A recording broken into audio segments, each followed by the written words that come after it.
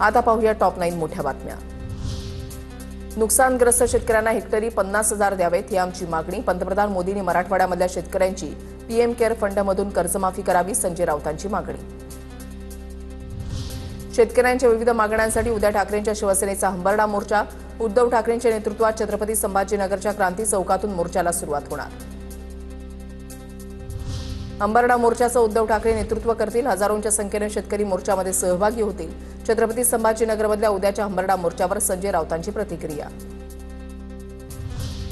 मराठा आरक्षणासंदर्भात काढलेल्या जीआर विरोधात आज नागपूरमध्ये ओबीसींचा मोर्चा।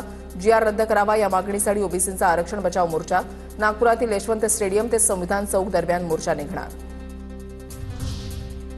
आज ट्रेलर है, पिक्चर अभी बाकी है, विजय वडेट्टीवारांचा इशारा। तर आमच्या मोर्चामध्ये कोणत्याही नेत्याचं ब्रँडिंग नाही। 2 सप्टेंबरचा जीआर ओबीसींच्या मुळावर उठलेला। आरक्षणाच्या मुद्द्यावरून वडेट्टीवार आक्रमक। योग्य मार्ग काढला जाईल। नागपुरातील ओबीसी मोर्चाच्या पार्श्वभूमीवर उपमुख्यमंत्री अजित पवारांची प्रतिक्रिया। 2 सप्टेंबर रोजी राज्य शासनानं काढलेला हैदराबाद गॅझेट लागू करण्याचा शासन निर्णय रद्द करावा। काँग्रेस आमदार सुधाकर आडबाले यांची प्रतिक्रिया। आडबाले ओबीसी मोर्चामध्ये सहभागी होणार।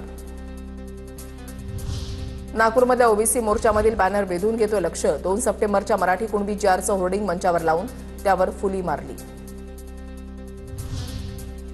जरांगेंना पाठिंबा देणाऱ्या मराठा आमदारांना ओबीसी समाज मतदान करणार नाही। जरांगेंच्या बेकायदा मागण्यांना पाठिंबा देणाऱ्यांना ओबीसी घरी बसवणार। चौथी फेल जरांगेंसमोर सरकार लोटांगण घातलं, लक्ष्मण हाकेंची टीका।